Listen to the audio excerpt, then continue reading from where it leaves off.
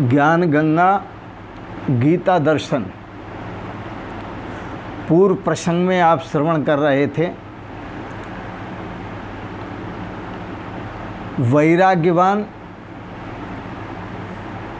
योग भ्रष्ट की ज्ञानियों के कुल में उत्पत्ति होती है। जो योगी हैं उन योगियों के कुल में उत्पत्ति होती है और उत्पन्न होकर वहाँ पुनः वो साधन में जुट जाते हैं और साधन में स्वाभाविक जुटते हैं। उनकी प्रवृत्ति जो होती है साधन करने में स्वाभाविक होती है।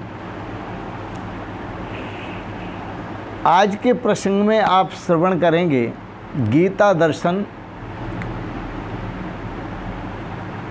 6ठे अध्याय का श्लोक 43 और 44। तत्र तं बुद्धि संयोगम लभते पौर्वदेहिकम यततो च ततो भूय संसिद्धौ कुरु नंदन पूर्वाभ्यासेन तेनैव ह्रियते है बसोऽपि सः जिज्ञासुरपि योगस्य शब्द ब्रह्माति वर्तते। भगवान श्री कृष्ण कहते हैं अर्जुन, तत्र तं बुद्धि संयोगम लभते पौर्वदेहिका, जो योगियों के कुल में उत्पन्न हुआ साधक, वह पूर्व जन्म में किए हुए साधनों का जो पुण्य है उसको प्राप्त करता है। अब कहाँ जन्मा है? योगियों के कुल में। और पूर्व जन्म में जो श्रीमानों के यहाँ, योगियों के यहाँ, श्रीमानों के यहाँ स्वर्ग आदि में अथवा श्रीमानों के यहाँ जन्म लेकर के जो यत्न करता रहा भगवत भक्ति का, नाम जप किया और भगवान के साथ एक होने का प्रयास करता रहा, समता का प्रयास करता रहा, सब में भगवत दृष्टि रखने का प्रयास करता रहा, परंतु वहाँ सफल नहीं हो पाया। परंतु वह अच्छी प्रकार चूंकि साधन करता रहा, वह साधन यहाँ आकर उसको सहयोग देते हैं। उन साधनों का यहाँ पुण्य प्राप्त होता है। पुण्य क्या है कि वो जो संस्कार हैं, एतद्धि दुर्लभ तरम, जो योगियों के कुल में जन्म लिया, जो ज्ञानियों के कुल में जन्म लिया और वहाँ योगाभ्यास करते हुए ऋषियों को, गुरुओं को, महापुरुषों को देखा और खुद उनका अनुसरण करता रहा, तो वहाँ वह पूर्ण भक्ति को या पूर्ण योग को प्राप्त नहीं हो पाया। तत्र तं बुद्धि संयोगम, अब वह जन्म लेकर के पूर्व जन्मों के सत्कर्मों के परिपाक से पौर्वदेहिकम,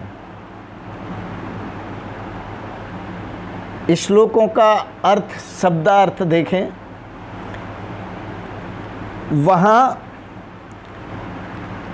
उस पहले शरीर में साधन किए हुए बुद्धि के संयोग को, अर्थात समत्व बुद्धि योग के संस्कारों को इस जन्म में प्राप्त करता है। लभते, हे कुरुनंदन, ततः उसके प्रभाव से, पूर्व जन्मों के सत संस्कारों के प्रभाव से, शुभ संस्कारों के प्रभाव से, भूय संसिद्धौ यतते, फिर वह अच्छी प्रकार से यतन करता है, अच्छी प्रकार से प्रयत्न करता है, अच्छी प्रकार से साधना करता है अच्छी प्रकार से साधना में प्रवीण होता है, संयम में प्रवीण होता है। और जब वह अच्छी प्रकार संयम में प्रवीण होता है तो पूर्व अभ्यास के बल से पुनः योग संबंध में लग जाता है।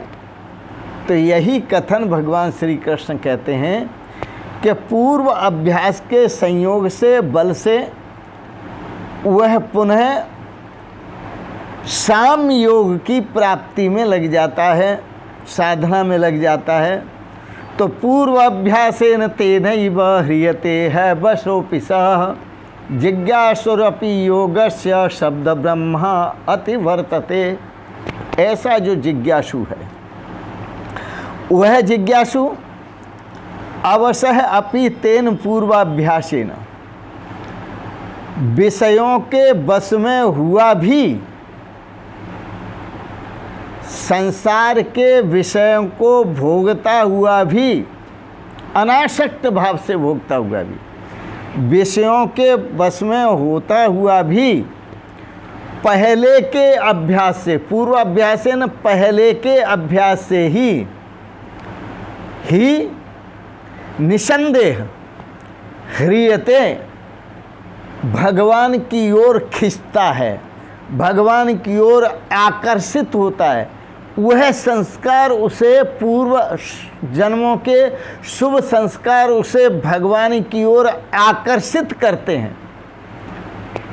ऐसा योगस्य जिज्ञासुरपि, जो समत्व बुद्धि योग का जिज्ञासु है, जो समत्व बुद्धि योग का जिज्ञासु है, वह भी वेद में कहे हुए सकाम कर्मों को पार कर जाता है। और सकाम कर्मों को ही नहीं, सकाम कर्मों के जो फल हैं, भोग हैं, विषय हैं, वासनाएं हैं, उन सबका अतिक्रमण कर जाता है। शब्द ब्रह्मा अतिवर्तते, वेद में कहे हुए सकाम कर्मों के फल को उल्लंघन कर जाता है, अर्थात उनसे उसका कोई प्रयोजन नहीं रहता। जो सुंदर सुंदर श्रीमानों के यहाँ स्वर्ग में जो भोग प्राप्त हुए, वेद में कहे गए सुंदर सुंदर भोग, सुंदर सुंदर विलास, उन सभी का वह अतिक्रमण कर जाता है। शब्द ब्रह्मा अतिवर्तते, और वह वेद का भी अतिक्रमण कर जाता है। वेद में क्या है? शब्द है। वह शब्दों में नहीं ठहरता, शब्द में कहे हुए तथ्य में प्रवेश कर जाता है। कैसे प्रवेश करता है? अध्यारोप अपवादाभ्याम कुरुते ब्रह्म चिंतनम। वह सिद्धांत अध्यारोप और अपवाद दो शब्द कहे। अध्यारोप किसे कहते हैं? वस्तूनि अवस्त्वारोप अध्यारोप है। वस्तु में अवस्तु का आरोप करना ही अध्यारोप है। जैसे वस्तु तो है रज्जू, रस्सी, और अंधेरे के कारण उसमें सर्प की भ्रांति हो गई, तो रज्जू में सर्प को देखना ये अध्यारोप है रज्जू, और देख किसको रहे हैं? सर्प में, सर्प को। और जब सर्प को देख रहे हैं तो यही अध्यारोप है, ये भ्रांति है। और भ्रांति किसके कारण हुई? अंधेरे के कारण। अंधेरे में पड़ी हुई रज्जू, उसमें भ्रांति हुई सर्प की। जब प्रकाश किया और प्रकाश करके देखा तो वो सर्प तीनों काल में नहीं है, केवल रज्जू है। इसी प्रकार से वस्तु क्या है? वस्तु सच्चिदानंदा अनंता अद्वयम ब्रह्म वस्तु। वस्तु है सतचित आनंद स्वरूप अद्वितीय जो ब्रह्म है, वह वस्तु है।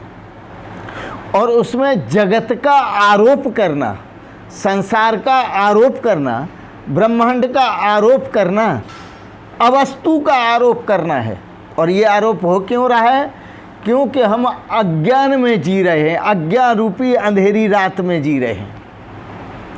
तो अज्ञान के कारण, अंधेरे के कारण, अर्थात अज्ञान के कारण हम वस्तु में अवस्तु का दर्शन कर रहे हैं, हम ब्रह्म में ब्रह्मांड का दर्शन कर रहे हैं, हम जगदीश में जगत का दर्शन कर रहे हैं, हम प्रभु में प्रजा का दर्शन कर रहे हैं। किसके कारण? भ्रांति के कारण। किसके कारण? अज्ञान के कारण। तो ये है अध्यारोप। किसे कहते हैं? वस्तुनि अवस्त्वारोप अध्यारोप है। वस्तु में अवस्तु का आरोप करना अध्यारोप है। तो वहाँ रज्जु है, उसमें वस्तु क्या है? रज्जु, और अवस्तु क्या है? सर्प। उसका आरोप करना ये अध्यारोप है। इसी प्रकार वस्तु क्या है? वस्तु सच्चिदानंदा अनंता अद्वयम ब्रह्म वस्तु, जो सतचित आनंद स्वरूप अद्वितीय ब्रह्म है, यही वस्तु है। और उसमें अवस्तु का आरोप करना, सकल जड़ समूहो अवस्तु, यह जो जगत है, सकल जड़ समूह है, जो जगत है यह अवस्तु है, इसका आरोप करना ही अध्यारोप है। इसी को अध्यारोप कहते हैं। अपवाद क्या है? विवर्तवाद क्या है? अपवाद क्या है? अपवाद है तो विचार करो आप। दूध है, उसको आपने गर्म किया है, क्या? दूध, उसको आपने गर्म किया और गर्म करके उसको ठंडा करके थोड़ा गुनगुना रहा, आपने जमा दिया। सुबह देखा तो क्या हुआ? दही। अब आप विचार कीजिए कि यह जो दही है ये क्या है? क्या आप इसे दूध कह सकते हैं? नहीं कह सकते। दुकान पर जाएंगे तो दही मांगेंगे तो वो दूध कभी नहीं देगा, दही देगा। और दूध मांगेंगे तो दूध देगा। तो यह जो 1 किलो दूध जमाया वो क्या बन गया? दही। तो जो दूध था वही दही बनाए। अब उसे दूध कोई नहीं कहता, सब दही कहते हैं। और जब नहीं जमा था तो वो पूरा का पूरा दूध था, और जम गया तो पूरा का पूरा दही है। तो दूध ही दही है, दही ही दूध है। तो जब दूध था तब दही नहीं था, अब दही हुआ तो दूध नहीं है। इसी प्रकार से जो ब्रह्म है उससे यह समस्त विश्व ब्रह्मांड की सृष्टि हुई। और जब सृष्टि हो गई तो अब ब्रह्म दिखाई नहीं देता, जगत दिखाई देता है, ये ब्रह्मांड दिखाई देता है। और जब ब्रह्मांड दिखाई देता है तो ब्रह्म दिखाई नहीं देता, और जब ब्रह्म दिखाई देता है तो ब्रह्मांड दिखाई नहीं देता। जब ब्रह्म था तो ब्रह्मांड नहीं था, अब ब्रह्मांड है तो ब्रह्म ने दिखाई नहीं देता। यही कहना पड़ता है, ब्रह्म नहीं है। आप विचार करो इस पर। यूँ तो कह लेना, किसी मूर्ति को, भगवान राम की मूर्ति को कह देना यही ब्रह्म है, कृष्ण जी की मूर्ति को कह देना यही ब्रह्म है। ये आपकी भावना है। भावो विद्यते देवा। किसी ने पूछा भगवान कैसे हैं? आप बता सकते हैं भगवान कैसे हैं? बोले साकार हैं, किसी ने कहा निराकार हैं। गोस्वामी तुलसीदास जी कहते हैं परमात्मा न साकार है न निराकार है। उन्होंने दोनों की व्याख्या की है, सगुण की भी व्याख्या की है, निर्गुण की भी व्याख्या की है, साकार की भी व्याख्या की है, निराकार की भी व्याख्या की है। गोस्वामी तुलसीदास जी पूर्ण विद्वान थे, पूर्ण ज्ञानी थे। उन्होंने कहा परमात्मा न साकार है न निराकार है। बोले महाराज फिर क्या कहें उसको? गोस्वामी जी कहते हैं भक्त की भावना के तदाकार है। जैसी भक्त की भावना है उसी आकार का भगवान है। जाकी रही भावना जैसी, प्रभु मूरत तिन देखी तैसी। जिसकी जैसी भावना होती है वह वैसी मूर्ति को देखता है। तो यहाँ पर हमें क्या देखना है, विवर्तवाद के द्वारा, अपवाद के द्वारा पूरा का पूरा दूध ही दही है, दही ही दूध है, शब्द दो हैं, एक ही चीज है। जब दूध दिखाई दे रहा था तब दही नहीं दिखाई दे रहा था, अब दही दिखाई दे रहा है तो दूध दिखाई नहीं दे रहा। दोनों एक ही चीज है, केवल भ्रांति से दो प्रतीत होती हैं, अज्ञान के कारण। इसी प्रकार से जब जगत दिखाई दे रहा है, अब जगत दिखाई दे रहा है तो जगदीश दिखाई नहीं देता, और जब जगदीश दिखाई देता है तो जगत दिखाई नहीं देता। बस इसीलिए तो ये योग है, और इसीलिए संतों की शरण में जाना पड़ता है कि हमें वह जगदीश दिखाई देने लगे, हमें वह ब्रह्मांड न दिखाई दे, ब्रह्म दिखाई देने लगे। तो ब्रह्म दर्शन हो, हम चाहते क्या है, ब्रह्म दर्शन। हम चाहते क्या है, जगदीश दर्शन। तो जिज्ञासुरपि योगस्य शब्द ब्रह्माति वर्तते, जो योग का जिज्ञासु है और संत शरण में, जिसने संतों के कुल में जन्म लिया, एक तो वहाँ माँ बाप से जन्म होता है, वहाँ जन्म लिया, फिर इनके कुल में जन्म लिया, अर्थात किसी योगी की शरण में चला गया, किसी गुरुद्वारे में चला गया, गुरु दरबार में चला गया, जहाँ गुरु गद्दी है वहाँ गुरु दरबार में चला गया, वहाँ के सिद्ध महापुरुष उनकी शरण में चला गया। और जब उसकी शरण में गया, एतद्धि दुर्लभतरम, ये शरण लेना बड़ा दुर्लभ है। तो ऐसा जो जिज्ञासु उनकी शरण में जाता है, वह जिज्ञासुरपि योगस्य, वो किसका जिज्ञासु है, योग का। योग का मतलब आत्मा और परमात्मा की एकता का जिज्ञासु है, ब्रह्म आत्मैक्य भाव का जिज्ञासु है, सर्व आत्म दर्शन का जिज्ञासु है। तो शब्द ब्रह्माति वर्तते, वो वेद को पार कर जाता है। वेद में बताए हुए जो जितने भी सुख हैं, सुखों को पार कर जाता है। इन सुखों में वो उलझता नहीं है, वो परमात्मा सुख को प्राप्त करता है, परमात्मा के आनंद को प्राप्त करता है। देखो बड़ा सुंदर कहा वेद में, क्या कहा, वेदान एवं लोकम अमुम, वेद में बताए हुए इस लोक में जितने सुख हैं, जितनी भी वासनाएं हैं, जितनी कामनाएं हैं, जितने सुख समृद्धियां हैं, सबको पार कर जाता है। और लोकम अमुम, और अमुम स्वर्गम, स्वर्ग आदि जो लोक हैं, उन लोकों के सुख को भी वह पार कर जाता है।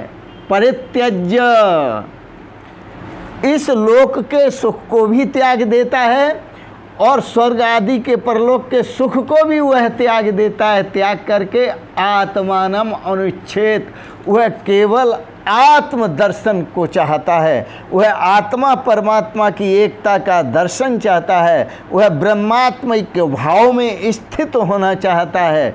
शब्द ब्रह्माति वर्तते, क्योंकि वह वेद का भी अतिक्रमण कर जाता है। आप इसमें शंका न करें कि वेद का अतिक्रमण कर, भगवान जो कहते हैं, आप शंका न करें कि वेद का अतिक्रमण कर जाता है। वेद क्या है, शब्दों का संग्रह है, और ये आए कहाँ से हैं, शब्दों के संग्रह, ये ऋषियों की अनुभूतियाँ हैं, ये महायोगियों की अनुभूतियाँ हैं इसमें लिखी हुई।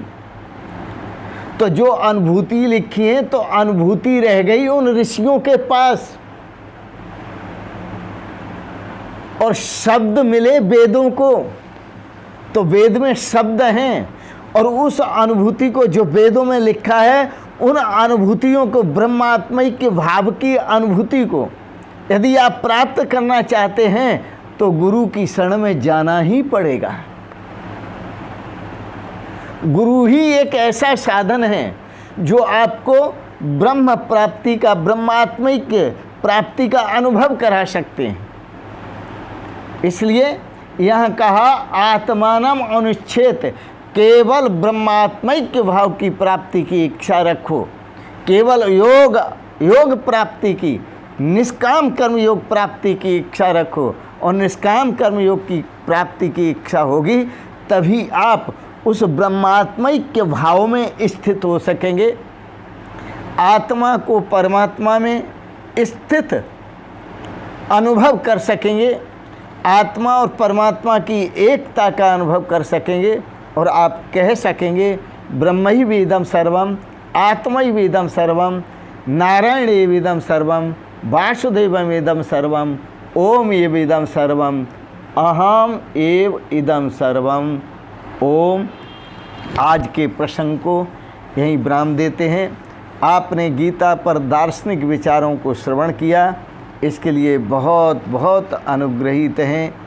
एक बात ज़रूर कहेंगे, आपको दार्शनिक विचार गीता पर अच्छे लगे, आप इनको सब्सक्राइब करें, लाइक करें और शेयर करें।